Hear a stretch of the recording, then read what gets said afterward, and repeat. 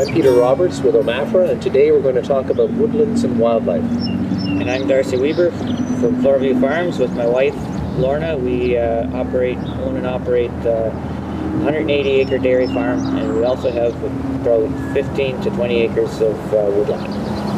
Darcy, what are some of the benefits you derive from your woodlot? We heat our house with wood, so we get the fuel wood from the bush for the heat, and we log the bush every 10 to 12 years and to get economic benefit from that.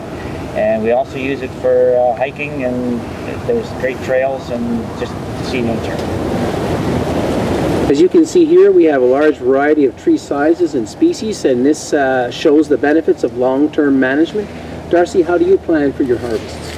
We harvest approximately every 10 to 12 years, and we used to get the Ministry of Natural Resources to market for us, and now we hire an independent marketer to do it for us. As you can see by Darcy's past winter harvest of his woodlot, he's had these trees marked by a professional tree marker. Darcy, what were some of the goals you had in mind by having your woodlot harvested? This time we wanted to get rid of the ash trees before they became worthless because of the ash borer, and we also marked a few of the maple and cherry just to bring the price up. It's best to harvest in the fall or preferably the winter time, and Darcy here has a good system of trails and skid trails in place to minimize disturbance to the soil and the trees. The best practice is to have a timber sale agreement for timber you have to offer for sale. How did you and your forester arrange for that this past winter? Well, our forester came and marked the bush, and then he figured out how many board feet are in it, and he sent a report to the different mills, and then the mills came and checked it out, and then they sent us their bids on what they pay for it, right. And then we picked the one that suited us the best. That's certainly a great way to get a fair price for what you have to offer. Yes, it is. See, when you harvest your woodlot, you have a great trail system in place, and how do you minimize the damage to it to prevent soil erosion, and how about the remaining standing trees? Well, when we pick the stones off the fields, we put them on the trails where there's wet spots, and we try and stick to the trails when we're harvesting the trees, and then we try and minimize the damage to less than 5%. That's great beneficial practices.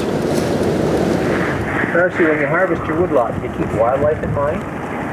Yes, when there's a dead tree like this beech tree, we'll leave it and for the woodpeckers to peck the bugs and get through. Very good. I see you have lots of top piles here in the woodlot. What use do you make of them? We use about 8 bush cord of wood for heating the house, so we cut it up for firewood. And the branches that are left over? And the branches, when they're cut up, they get piled on a pile, and they get used for habitat for rabbits. On the way back from the woodlot to the farm, I saw nest boxes on the fence posts. This provides habitat for insect-eating birds.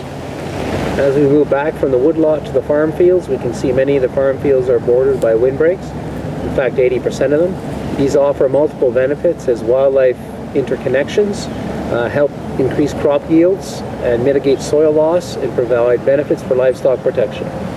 Other uses for the windbreaks are they provide shelter for our calf hutches, and we also harvested some of the trees to provide lumber to make wood boxes for our firewood. Darcy, you've certainly done a great job of managing your woodlot both for wildlife and for forest products. We've always tried to manage the woodlots so that it's viable for many generations to come.